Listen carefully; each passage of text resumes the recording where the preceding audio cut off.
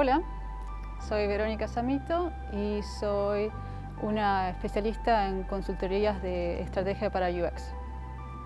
Hoy estoy en la Universidad Nacional de Cuyo y di una charla en el marco de unos seminarios para videojuegos y Game Jam. Y lo que yo hablé fue más específicamente una charla en cómo conquistar a los jugadores. Con lo que expliqué es un marco para entender qué es lo que los atrapa a los jugadores, cómo hacer el juego que los deleite de una manera que realmente les guste el juego, que va mucho más allá de hacerlo divertido. Hacer un juego divertido es quizás lo que piensan primero las personas, pero un juego va a ser más entretenido cuando deleita a los jugadores. Y para ello hay algunas áreas que están más relacionadas a cómo generar unas reacciones afectivas, cómo las personas van a sentir emociones, cómo las personas van a conectarse con historias. Después hay áreas que son más especiales en aspectos cognitivos, cómo las personas piensan, cómo van a utilizar el juego. Ahí hay muchos factores en el área de usabilidad, cómo hacerlo más fácil de usar y más intuitivo. Y después hay una parte bastante rica que es con respecto a cómo los jugadores se comportan, cuál es el comportamiento. Los juegos son mucho más que para divertirse.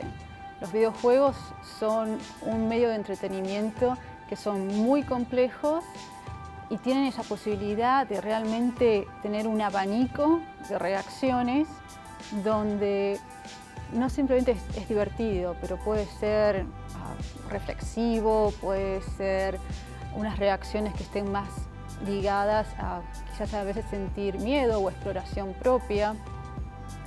Hay muchos juegos que realmente tratan de abrir a qué posibilidades emocionales ofrecer y los juegos realmente van a poder alcanzar el siguiente nivel cuando se piensen que es más allá de ser divertido, sino que realmente es provocar un cierto tipo de sensación, como si fuera cuando estás viendo una película que algunas veces te vas a empezar una parte más romántica o más de aventura o más de ficción y suspenso y son todas esas emociones que te llevan, que van a hacer esa experiencia mucho más rica. Limitar un juego simplemente a decir es divertido es demasiado restringido y realmente no haciendo el uso de lo que puede hacer este medio.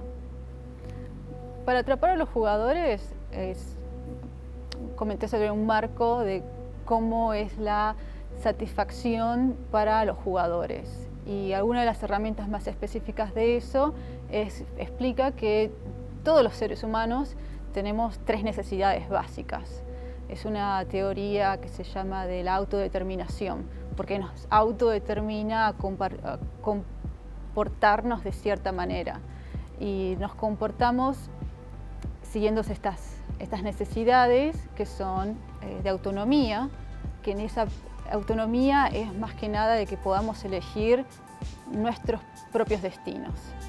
No es necesariamente ser autónomo de lo quiero hacer solo, sino de que forjás tu propio futuro, de que vos elegís.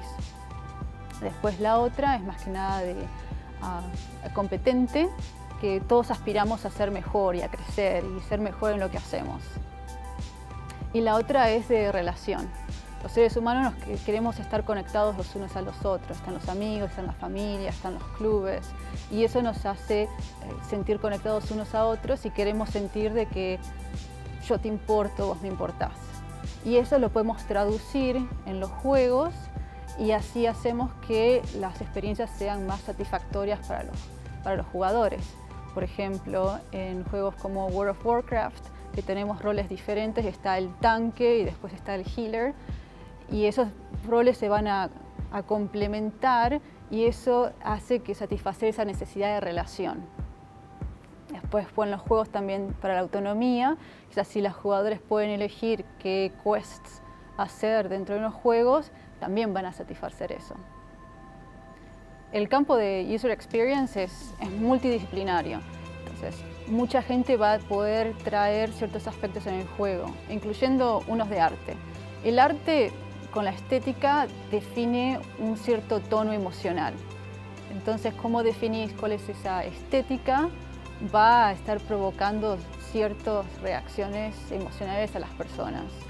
Por ejemplo, si tenés un juego que es todo colorido, con personajes de ojos grandes, como un mundo más feliz, y vas a poner ese tono de estar contento, de felicidad, de que está todo bien. Y que en oposición, si tenés un juego que es más que nada como de detective, noir, va a estar más con una estética más gris, de más suspenso, y eso también ya te pone en cierto modo de que vas a estar predispuesto a sentir esas emociones.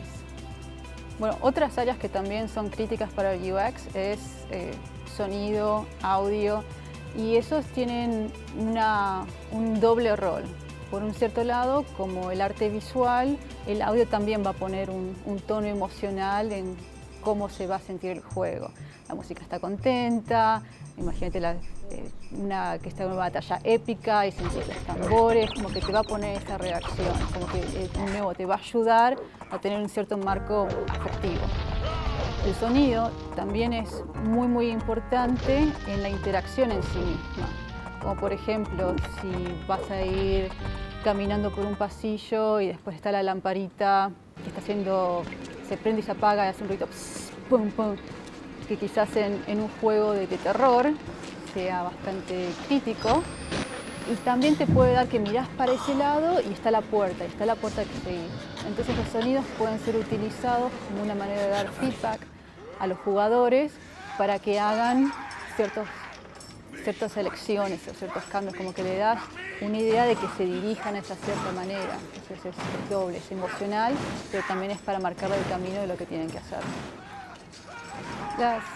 Las cinemáticas es una manera de arte más bien visual y auditivo, en donde ya está premarcado qué es lo que se va a mostrar. Por lo general las cinemáticas son las partes no interactivas de los videojuegos, pero asimismo son parte del juego y ayudan muchísimo a darle este marco a los aspectos más afectivos del juego, y hay un trade-off entre la interacción y la no interacción.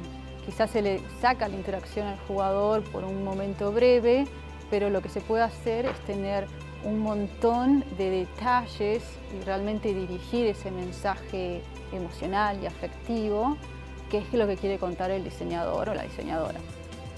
Y esa es una herramienta muy poderosa. Y a veces hay que evaluar cuándo darle la interacción y que decida el jugador por sí mismo, pero si a veces quieres dar un mensaje fuerte, contundente, que salga de esa cierta manera porque quizás es crítico para la historia, puedes hacer una parte no interactiva y ser altamente efectivo con la parte emocional. Testear juegos es una parte crítica de desarrollo de videojuegos. Es esencial. De hecho, diría, nadie debería largar ningún juego si no ha sido testeado. Porque la intención del juego, la última intención del juego, es que la jueguen otras personas. Y sería una locura mandar un juego al mundo sin que realmente haya sido testeado y evaluado en que está siendo efectivo en ello. O sea, el diseñador puede tener una idea de qué es lo que el juego quiere hacer, y la única manera en que realmente se va a saber si es efectivo es testeándolo con las personas. Si no, es demasiado riesgoso no testear, y debería testearse de manera continua durante el desarrollo, desde que está la incepción de la idea y la parte creativa hasta los primeros prototipos, después cuando va llevando más forma el juego, cuando está siendo listo para ser refinado, y cuando se larga todavía seguir testeándolo, porque ahí va a estar mucho más gente también jugando el juego. Y en cada de esas etapas el concepto que se va a testear va a ser diferente y va a ir evolucionando. Desarrollar videojuegos es un proceso iterativo, y la manera de iterar y saber que estás iterando en la dirección correcta es por medio de hacer el testeo. Uno de los ejemplos que encontramos de cómo seguir dándole más dirección a la parte creativa, poder inspirar más a los diseñadores por parte del testeo, fue que utilizamos una técnica en específico que se llama eye tracking, que es porque con un aparatito podés saber exactamente dónde estás mirando en la pantalla. Y eso ayuda mucho porque la persona, generalmente los juegos son visuales, y de ahí podemos ver cómo su atención es captada en este juego y cuáles son los elementos visuales que se rescatan. Y eso es muy importante porque contextualiza los resultados. Un ejemplo concreto fue para uno de los juegos de básquetbol que hacemos con EA Sports. Estamos haciendo este testeo con eye tracking y nos dimos cuenta que las personas tenían un cierto patrón de dónde miraban a la pantalla. Y ese patrón cambiaba dependiendo en qué parte de la cancha estaban.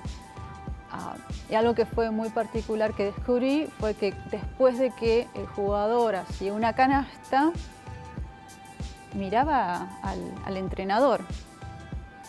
Algo que nadie de los diseñadores estaba esperando. De hecho, el entrenador estaba ahí en el background con un traje marrón bastante aburrido, con los brazos cruzados, haciéndose como dirigiendo el partido, pero no había ninguna animación, no había nada que realmente estuviera tratando de activamente captar esa atención. Pero sin embargo, decían, jugador hacia la canasta, miraba al jugador, al entrenador y después volvía a su otro patrón. Y eso fue como una gran oportunidad que identifiqué para el diseñador pudiera ahora tener otro elemento para hacerle el feedback positivo a los jugadores, como una manera de que su competencia de cuán buen jugador es incrementado, es como el aplauso esperado. Y a pesar de que había otros sonidos en el juego que decían, no, hizo la canasta y salía la trompeta, y de hecho la audiencia festejaba, pero no era tanto la audiencia, sino que era esa figura de autoridad que tenía el entrenador. Y esa fue una oportunidad de cómo ahora podemos poner ese elemento del diseño y que sea más reconocido y que satisfaga más al jugador. Mi formación educativa tengo una licenciatura en psicología porque lo que quería saber es entender a las personas. Me parecía que todavía sigo pensando que es el misterio más grande del universo. Como las cosas cambian, las mentes cambian, los corazones cambian, las emociones, y es como un puzzle que nunca se va a poder resolver prácticamente, y eso me fascina.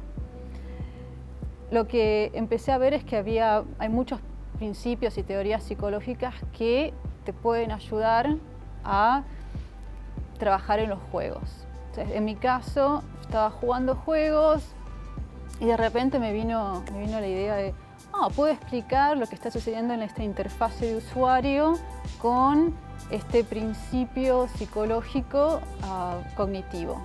Por ejemplo, la memoria tiene cierta capacidad. Entonces es ideal mostrar cierta cantidad de elementos en la pantalla. Si mostrás más de esos, como que te vas a sobrecargar. Después, también puedo explicar el uso de los colores porque hay psicologías de colores que también hacen ciertas reacciones humanas o el comportamiento. Lo mismo con la percepción, cómo vemos es subjetivo, la realidad es subjetiva, pero la podemos entender con teorías psicológicas y eso es lo que aplico en los videojuegos para que la gente los entienda mejor, para que la gente lo pueda disfrutar más.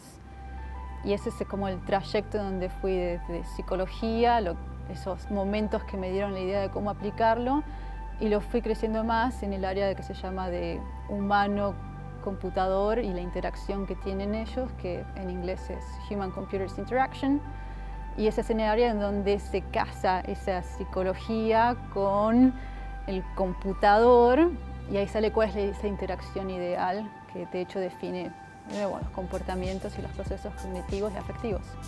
Jugar juegos es algo que puede ayudar a muchas personas a poder conectarse a ciertas experiencias, a ciertas emociones.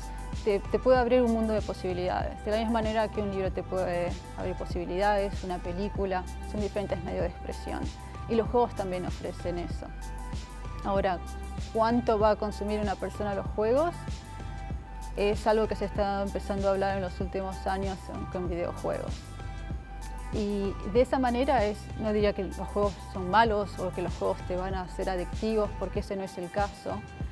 Algunas personas le dedican mucho más tiempo y es ahí donde tendrían que haber algunas banderitas rojas por parte también de los círculos familiares y también, por ejemplo, con los más chicos, que los padres también pongan límites, como también ponen límites con la televisión o con otras actividades, que todo debe ser a su sana medida. Entonces es un mundo de posibilidades que puede traer muchas riquezas y también es parte de ser un consumidor responsable acerca de lo que se hace, y muchas empresas hoy por hoy están poniendo algunas barreras para que también la gente pueda aprender a cómo despegarse, a no estar tan enganchado. Hay muchos juegos que ponen mecánicas, como por ejemplo World of Warcraft ponía que si seguís jugando mucho tiempo, los puntos que vas a sacar se empiezan a disminuir. O sea, más jugás, menos el juego te va a dar.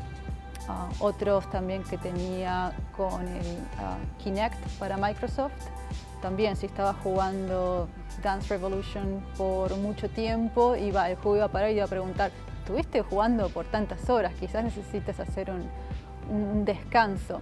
Entonces es algo que está entre el jugador y saber cuáles son sus límites. Están las empresas poniéndose estas herramientas también en el juego para ayudar a los jugadores a poder despegarse cuando lo necesiten. Y todo esto va realmente a crear un juego, este medio interactivo, para realmente poder disfrutarlo y darte más riquezas.